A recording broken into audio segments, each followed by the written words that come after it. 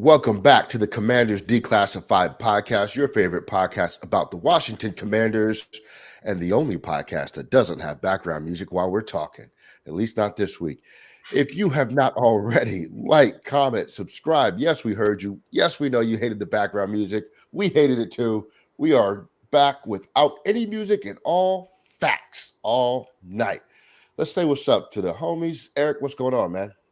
I'm hanging in there. Look, I'm going to beg you, I'm going to implore everybody listening to this to like and subscribe to this podcast. I would like to get to the point where we have more subscribers than the people that steal our content. Is that too much to ask? Because right now it's embarrassing. It's more embarrassing for them. But for us, it's come on. Have I said too much? Brian, how you doing, man? I'm doing good. I'm not doing as good as Eric, but I'm doing real good. I'm excited for the talk tonight. We got a big topics. Yes, sir. Yes, sir. All right, fellas, we're going to talk about our free agents, where we think they will end up, whether they re-sign with us or another team, and if they are going to sign with another team, we're going to tell you who. We're going to talk a little bit about Deron Payne and his contract situation, and we're going to talk a little bit about Cam Curl and his $80 million that Cam Curl's dad wants him to get. But first, we're going to pay our bills. And Eric, you're going to have to do it without music this week because the people hated music. No. People can have music while I do my reads. That's a normal thing. They just can't have it bludgeoning out our sound the entire podcast. But if I do my read, I can't do my read without. You can do different music if you want. You can do some. Nope. We're going to go. All right, do the music. Put the music on. I can't do the read without the music. Oh, there's the music. Look, are you ready for the biggest Sunday in sports? DraftKings Sportsbook, an official sports betting partner of Super Bowl 57, has all the Super Bowl action you need. New customers bet just $5 and get $200 in bonus bets instantly. Plus, all customers can get in on the Super Bowl 57 excitement with DraftKings Happy Hour Super Boost. I do love me some happy hour, so let's boost that super. I don't think that's how it works. We'll get to it. Check the DraftKings Sportsbook app every day between 6 and 9 p.m. Eastern time to see which prop bet will be boosted. Who you guys got this weekend, by the way? Got Philly? Eagles. Nah, man, we got KC. I don't care who. I think Philly's probably a better team, but their fan base is way too annoying. I can't have them winning. It's going to be Kansas City. And Clyde Edwards-Helaire is going to be Super Bowl MVP because he owes me for being the biggest disappointment on my fantasy team this year, which is saying something. All right. Back to the read. Look, download DraftKings Sportsbook app and use code CDP11. New customers can bet $5 on the Super Bowl 57, get $200 in free bonus bets instantly. Only at DraftKings Sportsbook with code CDP11. Minimum age and eligibility restrictions apply. See show notes for details. Gambling problem? Call 1-877-8-HOPE-NY or text HOPE-NY 467-369 in New York. You or someone you know has a gambling problem. Crisis counseling and referral services can be accessed by calling 1-800-GAMBLER. I hope Kenny Rogers answers. 1-800-426-2537 in Colorado, Illinois, Indiana, Louisiana, Maryland, Michigan, New Jersey, Ohio, Pennsylvania, Tennessee, West Virginia, and Wyoming. 1-800-NEXT-STEP in Arizona. 1-800-522-4700 in Kansas and New Hampshire. 888-789-7777 or visit ccpg.org in Connecticut. 1-800-BETS-OFF in Iowa. Visit opgr.org in Oregon. And 1-888-532-3500 in the good old Commonwealth of Virginia. Got to be 21 plus or 18 plus in New Hampshire and Wyoming. Live free or die. Physically present in Arizona, Colorado, Connecticut, Illinois, Indiana, Iowa, Kansas, Louisiana, select parishes, Maryland, Michigan, New Jersey, New York, Ohio, Pennsylvania, Tennessee, Virginia, West Virginia, and Wyoming. Only void in Ontario. Eligibility restrictions apply. $200 in free bonus bets. Valid one per new customer. Minimum $5 deposit. Minimum $5 bet. Promo code CDP11 required. $200 issued as bonus bets that expire 7 days or 168 hours after being awarded. Bonus must be wagered 1x and stake is not included in any returns or winnings. Super Boost, valid one odds boost token per customer after opt-in each day for eligible Super Bowl 57 prop markets only. Token must be used before placing the eligible bet between 6 and 9 p.m. Eastern Time daily. Odds boost and prop markets will vary. Max bet limits apply. Tokens are non-cashable, non-refundable, and cannot be withdrawn. Boost token expire daily at 9 p.m. Eastern Time. There are no restrictions on the funds a customer will receive if their bet wins. If their bet loses, they will not receive any reward. Offer period is valid 2/6/23 to 2/11/23. See terms at sportsbook.draftkings.com/football terms and cut the music. Music is cut. Nice There it job, is. Eric. It was a little bit like Thanksgiving when you got your plate all made and you're ready to eat, and that family member that prays for 14 minutes. And it's a good prayer, so you feel it, but you're like, hey, man, we gotta Like when we gotta Aretha Franklin sang the national anthem at Thanksgiving a couple of years ago. It was like 38 minutes. Yes, good job, Okay, though. yeah, Hey, I got you. Though. couple shout outs though. John on Twitter, John249. You know who you are. We appreciate you checking us out. He reached out to us this week, so he likes our content. John? So yeah, shout out to John. Mark, I think it's Mark F. He had reached out, said, he likes us. A lot of people reach out and they like us. We like everybody, by the way. Make sure you subscribe. All right, let's talk money. Who doesn't like to talk about money when it comes to contracts? So Deron Payne is in line to get paid. The question is he going to get paid by us? And Eric, I'm gonna start with you, man. You know what Deron Payne is out there. He's gonna get a bag, as the kids would say, probably close to $20 million a year, maybe more. If you are our front office, what are you doing with Payne this offseason? You are making him your best offer and sticking to it. I love Deron Payne. I'm glad for what he's given us, but I just think he's going to move on. We have to set a limit. We do not have unlimited cap space like some teams do. We have many players we've got priorities that we have to stick to. We have to find a quarterback. And we're in the midst of a sale for our team. So, Brian will probably break that down because he knows more about financial things than I do. We have to set a limit. We have to stick to the limit. Make it a good offer. Make your best offer. Make that your only offer. Say, this is our offer. You feel free to test free agency. If you get something better, God bless you. Luckily, we're in the position with Deron Payne that, it sucks losing a guy of his caliber, but we're kind of built so that we can handle it. We have depth on our defensive line. We already have an all-pro defensive tackle. And really having two of that type of player is a luxury and really not something you can commit, 30% of your cap space, 35% of your cap space to two guys that play the same position essentially. So I would love to have Deron Payne back. I'll be ecstatic if he's back. I just don't see it happening financially. It just doesn't make sense for this team this year. I think he's going to get a better offer elsewhere, and he will move on to greener pastures. Ooh, sounds like you're letting him walk. Brian, do you concur with what Eric is saying for Payne? Yeah. Payne had an exceptional year. 11 and a half sacks is a lot for a defensive tackle. It may be hard to replicate that, if we look at his other years, but he had a great year. No question about that. And he deserves all of that money that he is going to get and should get. And I hope Deron Payne squeezes every last penny out of, if it's us, if it's the Commanders, or if it's the next team, because these players' playing lives, I should say, are very short. Their windows to be on the field is short. So I hope he gets every nickel he can. That being said, Eric's right. Yeah, you make him an offer. We don't have unlimited funds. We've heard every report here by local media that there is a budget. We heard Ron talk about that there's a budget. And in particular, we've got an owner who's in the midst of a sale, and any new contract right now with guaranteed money goes immediately into an escrow account, the entire amount. So if we sign Deron Payne, let's say his fully guaranteed amount is $75 million. That goes right into escrow right now, as soon as he signs on the dotted line. Is that something Snyder's willing to do? Is he capable of doing that? Or does he even have any interest? I don't know. But I think, that may hamstring Ron a little bit in some of his efforts. But, he's a great player. You absolutely give him the best offer that you can. It may not be enough, obviously, because he has the potential to make 20 plus a year in free agency. And you see what he wants to do. If he says, you know what, I'll take a hometown discount, awesome for you, and let's go try to have ourselves a season next year.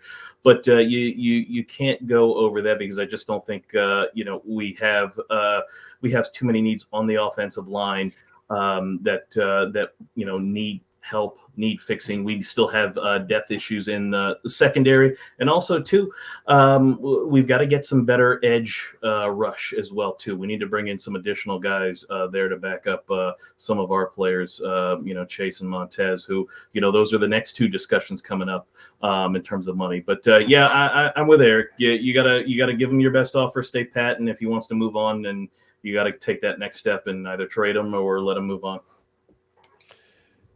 Yeah, I look a little differently. So look, if you're going to play the argument about you got to put money in escrow for guaranteed money, then you also have to apply that to any other free agents you'd be signing, not just paying, right? Yeah. So like if you're going to try to improve the offensive line, you're going to have to figure out how you're going to put that guaranteed money in escrow, because linemen are not cheap. So if you can't do it for paying, then you can't do it for anyone, right? Theoretically. So that means we're headed for another like bargain bin off season if what you says applies. Now, what I would do is put the transition tag on Deron Payne. And the transition tag is a favorite of fans all over the world, because it's like, oh, it's best of both worlds. It actually almost never happens in the NFL, by the way. But I think this is a situation where it makes sense, because you can put a transition tender on Deron Payne and see what teams are willing to give you to get his services, right? And if they don't pony up where you want, then you can obviously retain Deron Payne. I would try that method with him. I think at the end of the day, though, I think Deron Payne is on another team next year, not because I want him to be. I just think the circumstances align that way. I don't think that it's something where like he wouldn't be a good fit. I think he's a great tackle. It is a lot of money to invest at that position, but I think he's earned it. There's no chance, and you know what? He's taking a hometown discount on his first big contract. It's not going to happen. But I just think that Deron Payne has done such a good job of escalating his value, probably to the point where, like Brian pointed out, we probably can't really do it to keep him where we want him, because it's a lot of money invested at two defensive tackles when we have a lot of other needs everywhere. So that's what I think. Switching gears to Cam Curl. Cam Curl has been a phenomenal safety for us since he's come into the league. He has routinely been at or near the top of the safety PFF ratings. Make of that what you will. But he has a deal coming up next year. But smart money says pay him a year early, right? Because they don't generally get cheaper as time goes on. Eric, back to you, man. With the Cam Curl situation, his father said he wants $80 million out the gate. Are you giving that to Curl this offseason? Are you giving any of that kind of money, period? What are you doing with Curl? Well, my position on this has always been that it isn't my money, so I don't care what they give him. Feel free, but it takes to resign him. He's a little different. He's like I said, he's under contract, so this isn't a deal breaker that has to get done like when free agency starts or before free agency starts. You can wait until the ownership situation and the money situation is all settled before you move forward with trying to give Cam Curl an extension.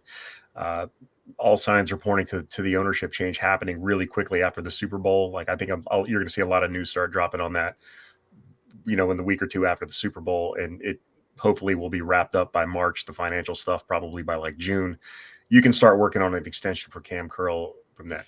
At that point, he has been even more so than one of the top safeties in the league. You've seen the benefit, you've seen the value of having him in this secondary, because like last year when he wasn't on the field, our secondary was a mess, and it didn't matter who else was at every other position. Cam Curl was the glue for that secondary. He was a coach on the field.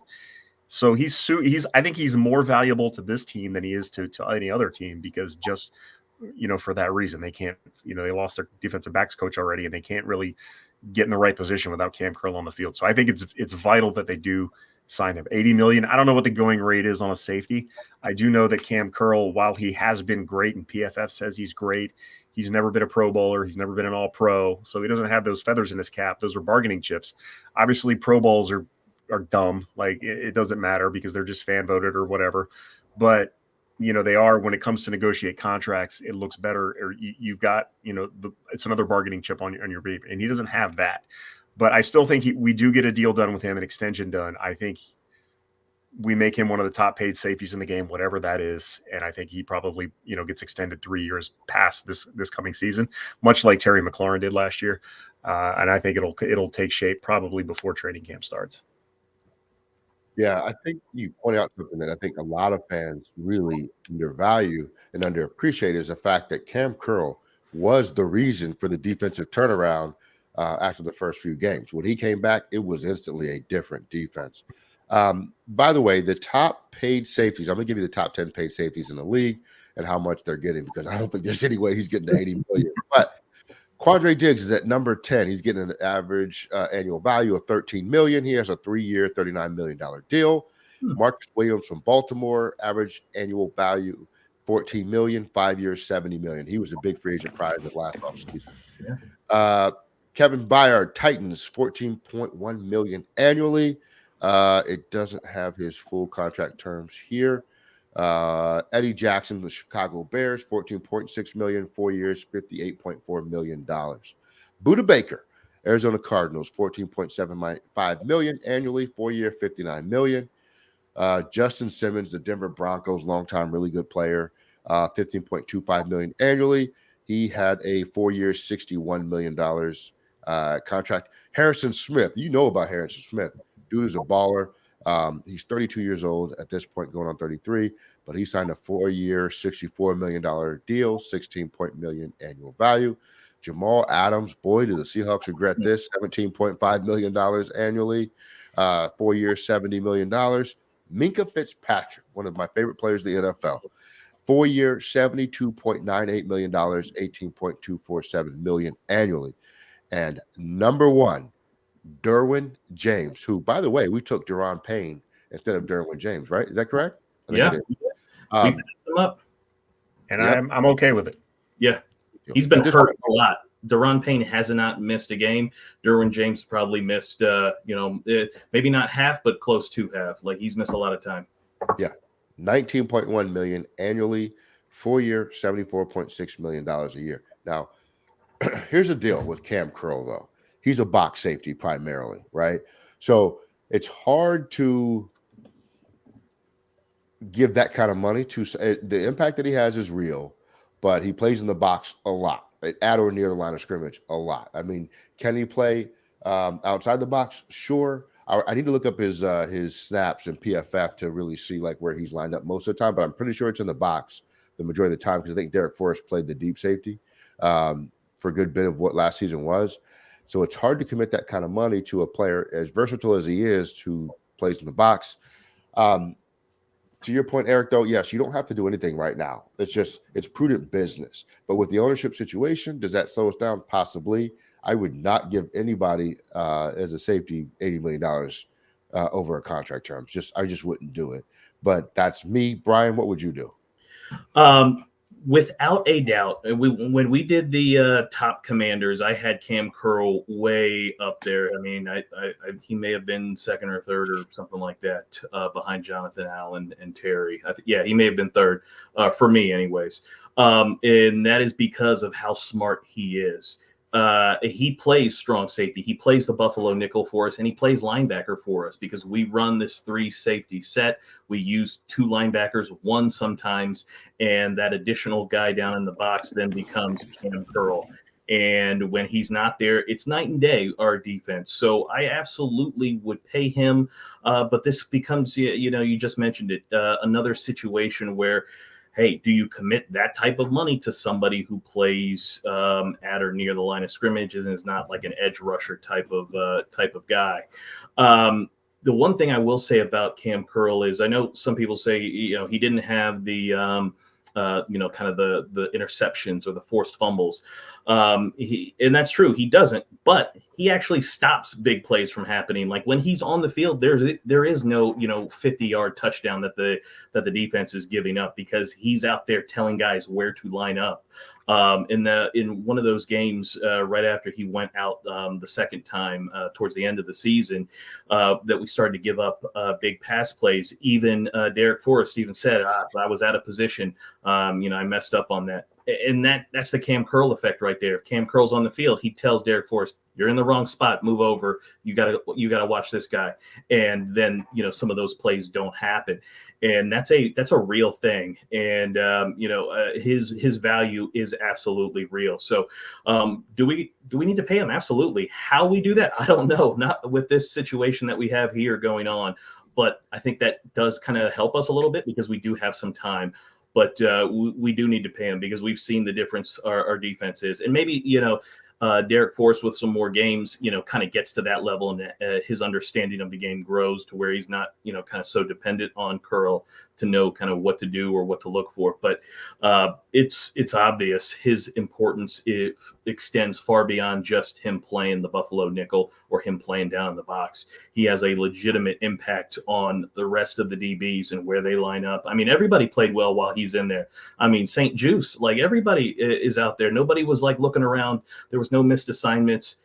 People were supposed to be, where they were. So I'm all for paying him. How we're going to do it, I have no idea because of the situation that we have with the team being sold. But we do have some time to kind of figure it out because he's still under contract. So we do have one more year. But he's somebody you gotta figure out. You gotta pay because, again, he plays so many positions for us, right? It's not just strong safety. It's this linebacker. It's this Buffalo nickel.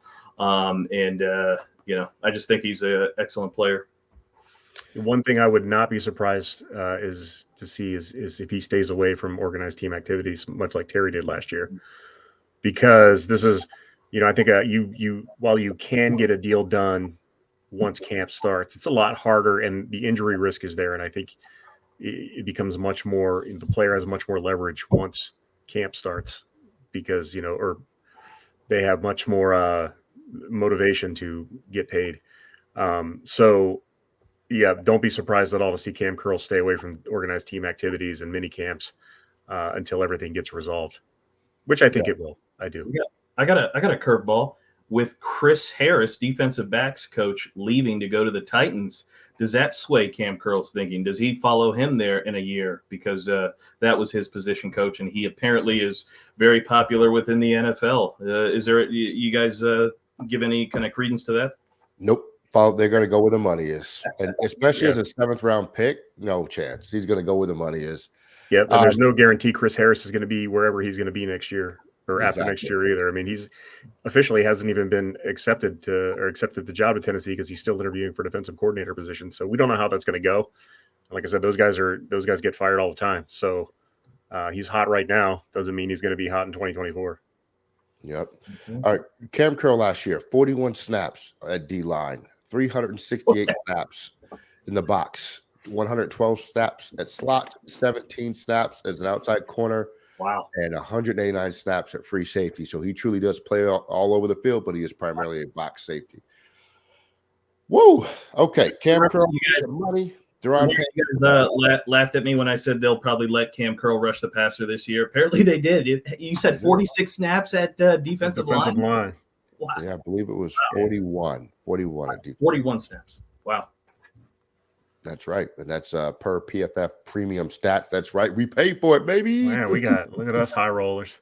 All right. Making it rain up in here. Yeah, brought to you by DraftKings. All right. So let's talk about our restricted free agents. There's only 2 on our team. And I want to see what you think they're going to do and where you think they're going to go. We're going to go a little bit rapid fire with this. But Eric Kaliki Hudson, where is he going to go? Would you keep him? What are you doing there? Yeah, I think you put like the whatever tender, like a 5th or 6th round tender on him. See if anybody, you dangle him out there, you give him the opportunity. I think he's back though. I don't see anybody like swooping in. He had some good toward the end of last year. He actually put together some highlights. And he's always been a decent special teams player. So there'll be a market for him in free agency. I don't think anybody's giving up a draft pick to bring him on. So I think Khaleke Hudson is back next year. Yes, and it's Khaleke. I keep saying Khaleke. It's Khaleke. Brian, Jarrett Patterson. What are you doing with that guy?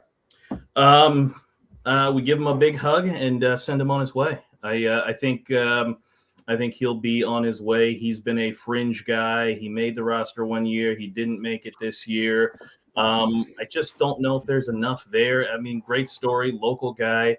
He looked great in the last game against Dallas. I saw a lot more burst and decisiveness from him than I've seen in the previous couple of years. I kind of wish we'd have seen him run like that during training camp, and maybe he would have made the team. But I just think that they're probably going to try to, if they're going with this run first approach, they'll probably bring in another back, whether it's via draft or maybe they, sign like a veteran or something. But I would wish him well and send him on his way. I think he's probably back on the practice squad next year would be my best guess, with a chance to get some roster call-ups throughout the season. All right, let's go to our exclusive rights free agents. Milo Eifler. We were excited about him because of the hits in the preseason. Special teams had some pretty good plays. I don't think we got much else outside of that. Eric, bring him back? Yeah, if nobody makes him a crazy offer that you have to match, you just bring him back. It's no problem. You have exclusive rights. That's the one where you have a right to match whatever somebody else offers him. Yeah. So if somebody offers him, $17 million a year, then you wish him well. But other than that, I think you bring him back. Yeah, and they're not going to offer him $17 million. No offense, I want him to get his money, but that ain't happening. Well, that's what I'm saying. It's like most likely he will be at least in camp next year. If he makes the team, he makes the team. If not, he doesn't. Yep. Brian, Rashad Wild Goose, the corner that we brought in, late in the offseason last year and had meaningful snaps with us. What are you doing with this guy? Who? He was up and down though. He had some plays, but he also had some really, really big mistakes. Yeah. He got benched more than once. No, bye. See you. We need to upgrade all of these guys. They're just simply not good enough. Wild Goose, whatever. Bye. He's got to go. We need better. Cold-blooded. I know. Brian right? never felt that. Eric, Wes Schweitzer, unrestricted free agent, our guard. What are we doing here, man?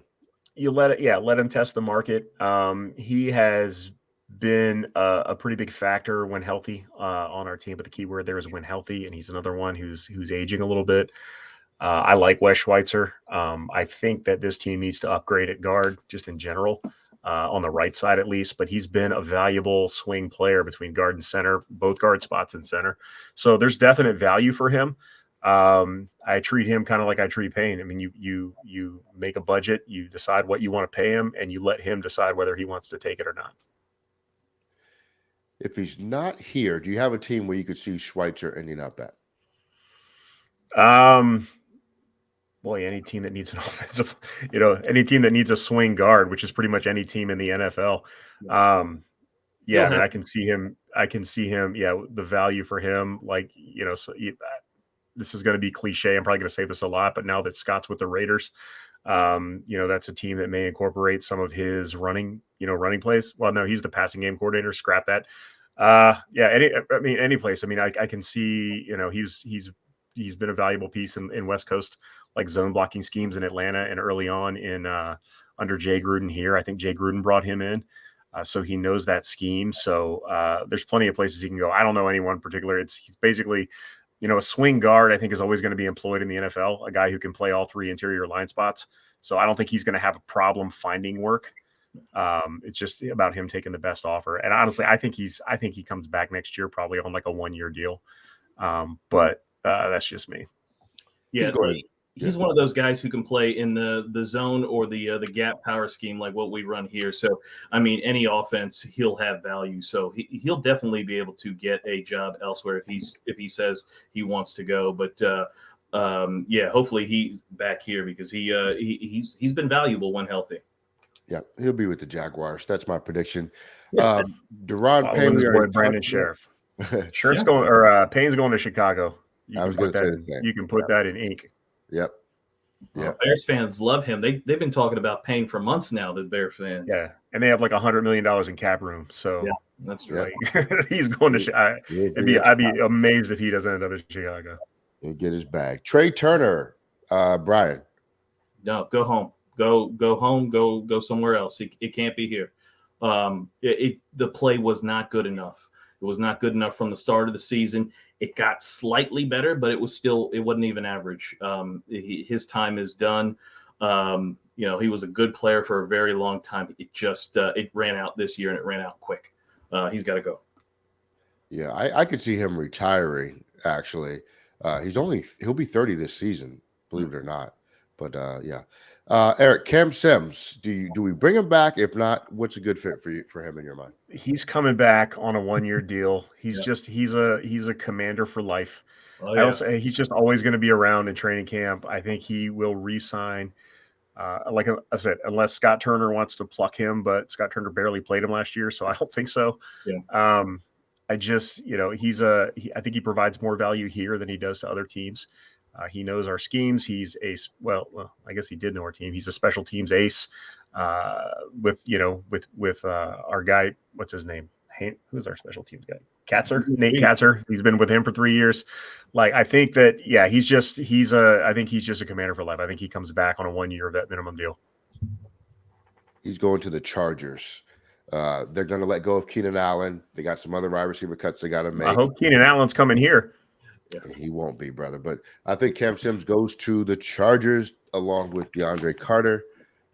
Cam Sims is a very intriguing player, especially for teams that need big wide receivers. He's only 27 years old. I think there's a lot more than what we got out of him here. I'm not saying he's going to be a top-tier wide receiver, but I think he can do more than what he was asked to do here. And I certainly think he might get that opportunity somewhere. Another team I can see is Chicago, not to pound the redundancy button, but Chicago has no wide receivers. So I think Cam Sims would be an excellent addition there. Brian, Taylor Heineke, where is he going? Where do you think he ends up? Oh, this is a no-brainer.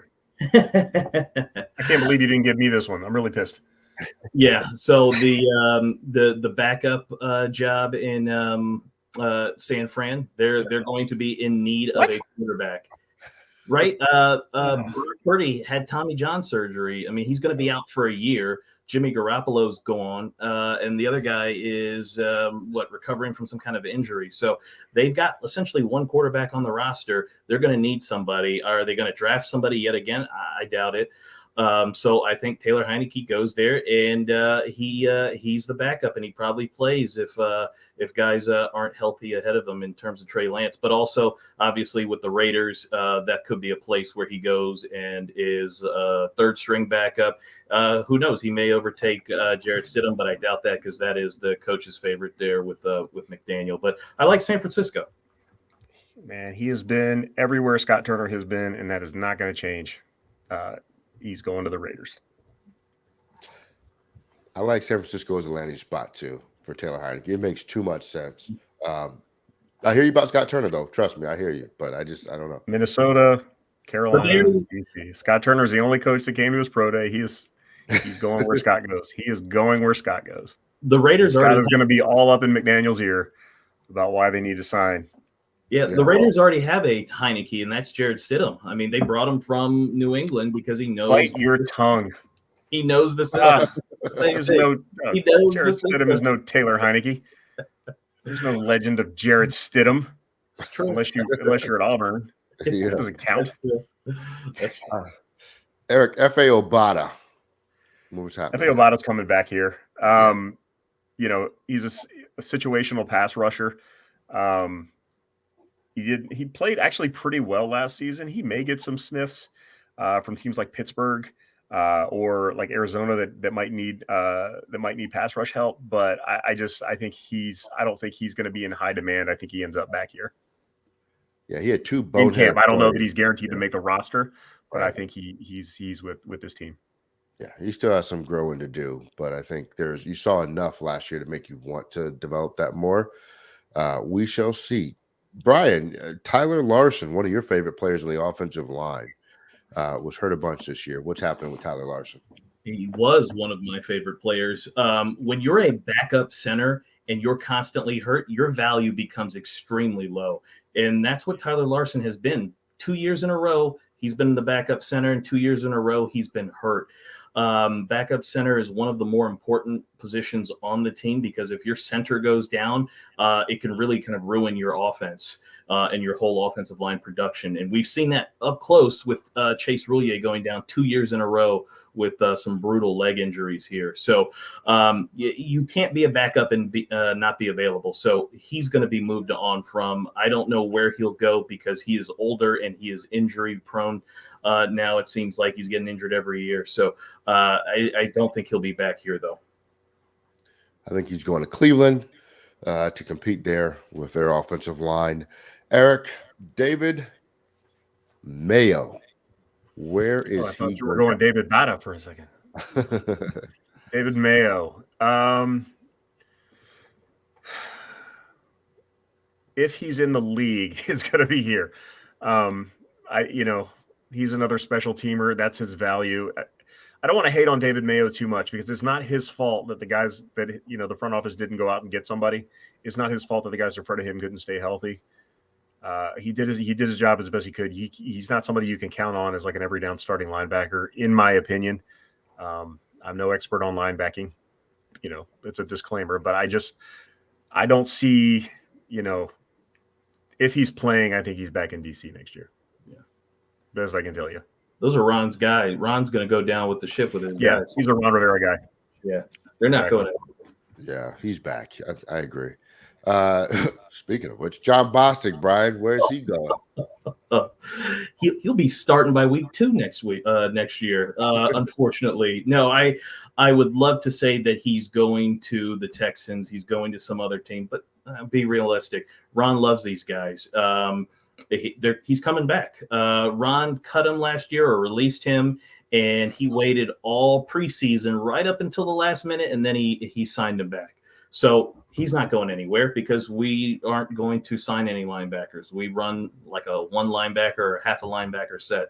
So this is what's going to happen. It's going to be Mayo and Bostic, getting ran on for the rest of the year. So he's back.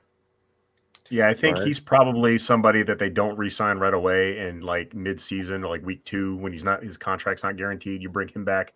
Yeah. I don't know if he's in training camp anywhere. Yeah, he'll be 32. He'll be semi-retired until we call him in week 2 or 3. Yeah, I could see him hanging it up too at 32 years old, inside linebacker. He's had a great career. I just don't know what kind of football he has left in front of him, but we'll see. Jonathan Williams, I'll take this one. I think he's back. I think he showed his capabilities last year, and I think they're going to figure out how to use the running backs that they have on the roster. So I think he is most definitely back. Eric, Nick Martin, our other center. Oh, my gosh. Center for this team was like drummer for Spinal Tap. Like, dude was just guys spontaneously combusting on the field. Yep. I think that they're going to draft a center this year for sure. Somewhere in the round 3-4 range. There's a lot of good centers in the draft. They're going to be available on day 3. And I think that's the way we're going to go. So I think Chase Roulier comes back and we draft a center and Wes Schweitzer is here. That's my prediction for the offensive line. So I don't think any of these other guys that played for us last year. Nick Martin was signed, I think, mid-season anyway. He wasn't like, he didn't make the team out of camp. I think he was on a practice squad. Yeah, if we're in dire straits at some point next year, we may call Nick Martin again, but I just don't see him coming back. I think we've had such bad luck at center over the past 2 years that I think drafting is probably the safest strategy at this point.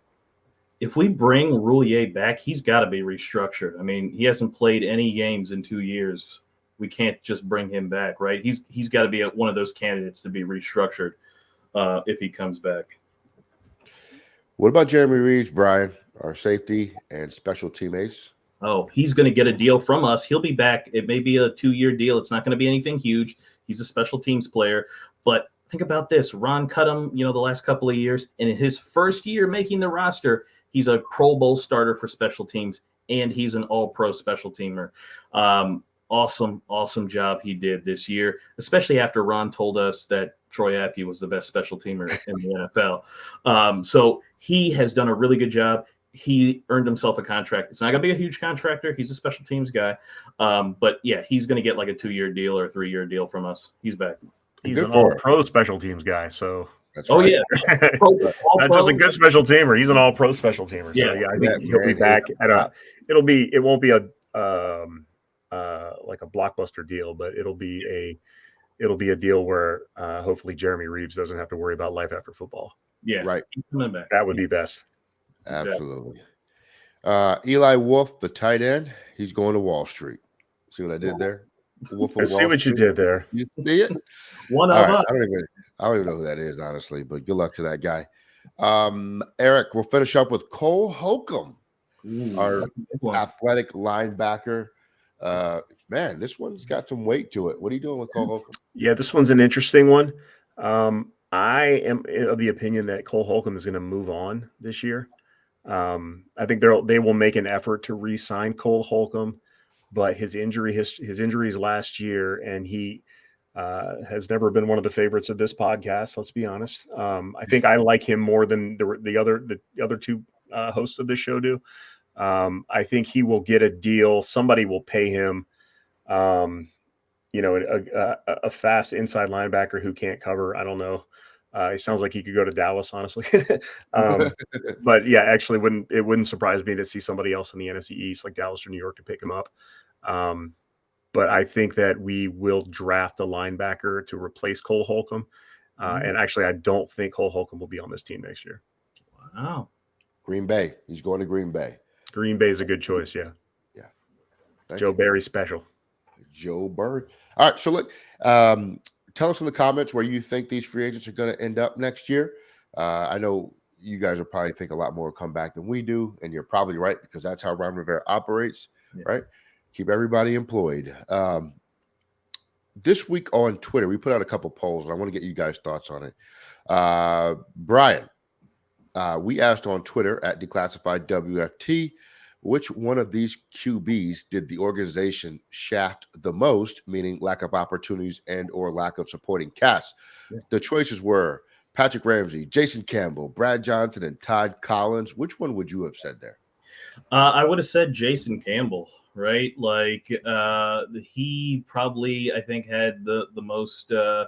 I liked him. I thought he had the most talent out of those guys. But we gave him a new offensive coordinator, new offense terminology, everything to learn. 5 years, 6 years, something crazy like that every year. And when you have that much turnover, I don't see how you can be good. I don't see how you can produce when there's that much kind of upheaval and constantly having to relearn, retrain on different things. So I think if we had really supported him better, we could have been better. The other guys, I think Brad was, there were other things there that happened with him. And who was the last guy? He was a backup. What was it? Collins and Patrick Ramsey. He doesn't belong in that conversation. Yeah, no, he's just a backup. Patrick Ramsey, certainly they could have helped him more, but he also wasn't that good. Ooh, I think it's Jason Campbell. I'm going to go with Patrick Ramsey on that one. We literally destroyed it's just like the blueprint to how to ruin a quarterback that you draft. Like you draft him, you put him in an offensive scheme with zero protection and no NFL receivers. And then the next year you bring in a coach who immediately brings in a veteran quarterback. And we should talk about, like, as great a coach as Joe Gibbs is, Joe Gibbs was a destroyer of young quarterbacks. He did not ever I know he drafted Jason Campbell, but he did not going back to the 80s, did not like young quarterbacks. He played quarterback. He just would give him the hook. Jay Schrader was the same thing back in 87. He would give him the hook. As soon as he threw an interception, he would put Doug Williams in. That whole season, Doug Williams replaced him like 4 times. And he did the same thing. He went to Mark Brunell. And even with Jason Campbell in 2007, Campbell was healthy and ready for the playoffs. And Gibbs stuck with the veteran who was not very good in Todd Collins. Joe Gibbs was a destroyer of young quarterbacks. He was not a big fan. So giving Patrick Ramsey to Joe Gibbs was a terrible idea, especially after that first year where Ramsey got sacked like 40 times. He just got murdered. Just completely ruined his confidence. And Jason Campbell had the most success. I think he was the best of the bunch, probably with some stability, probably would have been a very good quarterback for this team. But again, with Joe Gibbs and a young quarterback, it's just not going to happen. Yep. By the way, fun fact, I was at the game when Todd Collins replaced Jason. So was Campbell. I. Were you? Against the Chiefs. It was freezing. It was Very cool. All right. We also asked, like, who was your favorite running back? I gave an order. Or not favorite running back. Who are your greatest running backs that you have seen play for the Redskins? Now, I didn't actually witness John Riggins playing, so he was not on my list. In order, I went Stephen Davis, Clinton Portis, Terry Allen, Ernest Biner, and Alfred Morris. You guys like that list? The Terry Allen disrespect is real. Terry Allen probably is my favorite running back that has played for this team in years. He was so good when he was here, and he was a really. Do I want to put? I don't know if I'd put him above Stephen Davis. I guess he was Stephen Davis's mentor, and Stephen Davis would not have been Stephen Davis had he not sat behind Terry Allen. So I'll go. Yeah, I'll give you that. And Clinton Portis was fun to watch. That's a tough list.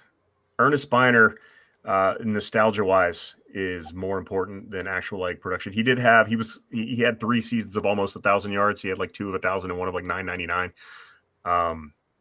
So yeah, I mean your list isn't bad. Your order isn't bad. The top 3 are very, very close though. Would you go? And Riggins? Stephen Davis is another guy we did dirty. Yes, it was. And What what about Riggins on your list though? Riggins and Larry Brown, George Rogers, those guys, are they on your list?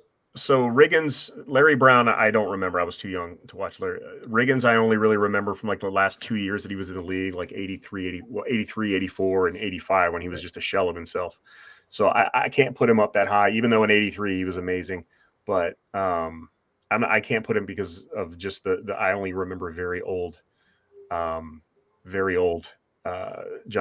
And George Rogers was not the same back that he was when he came into the league. He was really good when he came into the league. I think it was with the Saints.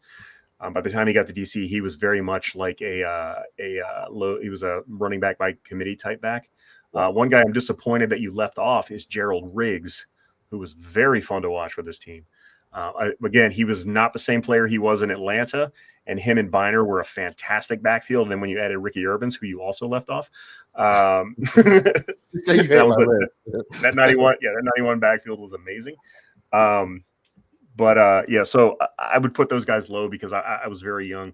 And Rodgers, I do remember, but he was not. He had a couple of games here and there, but he was very much. They rotated backs, him and Jamie Morris and Timmy Smith. Well, Timmy Smith had the one start, obviously, in the Super Bowl. But so those, I wouldn't put him very high just because he wasn't the same player that he was early on. Okay. I mean, Right. There's no Marcus Mason. What? There's no. It's not a preseason list. There's no Lake Seastrunk. Otherwise, Lake Seastrunk would be on this list. What kind of a list is this? Yeah. No, that's I agree with all those. Those are all good. Those are all good running backs, and really any order you put them in makes no difference to me because they were all awesome. But come on, Lake Seastrunk, you got to put them on there, right? Mr. Tackled by a stiff breeze. We'll finish up with this question. I asked our Twitter followers which sport had the best announcers overall: NFL, Major League Baseball, NHL, or NBA. I voted for the Major League Baseball. I think they have fantastic announcers, radio and television. My second would have been the NBA because I think the NBA has fantastic announcers on their primetime shows. Brian, what do you say to that?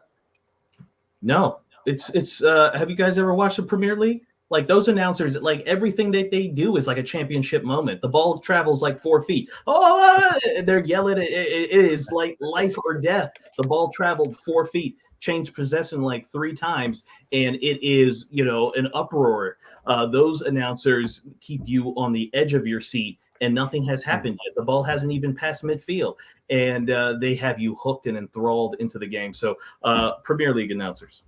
Okay. Well, I'm gonna paraphrase Hank Hill when he said soccer was invented by European women to keep themselves busy while their husbands cooked. It doesn't count as a sport. Honestly, if I want to see 90 minutes with no scoring, I'll go pop in the videotape for my prom date. Zero interest in soccer. Why was it a videotape? I'm old, man. So, anyway, no, that's right. We got to cut that from the live feed. No. So when we say announcers, are we talking about like talking heads, or are we talking about like game announcers? Because like Charles Barkley and Shaq are great, but they don't do games. But then like NBA has Marv Albert, who's like a legend. I'm going to go baseball because baseball is much like Brian's explanation about the so-called soccer sport, whatever that is, communist kickball.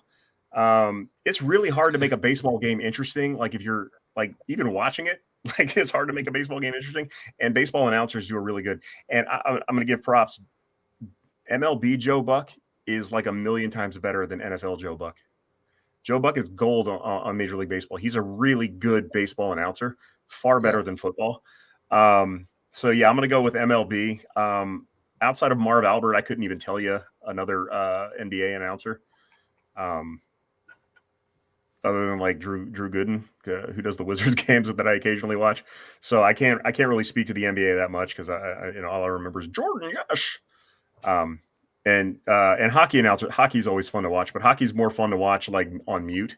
Like if you could just get hockey like with no announcers and just watch the game. Like if you've ever been to an NHL game, it's amazing with like no announcers. But the Caps guys do a great job. Joe Beninati's amazing. What's that? Bill Walton. Bill Walton. Yeah, this is a good basketball one, right? Oh, okay. I was talking about hockey, and you said Bill Walton. I was like, wait, what? What I can think of. Doing that. Okay.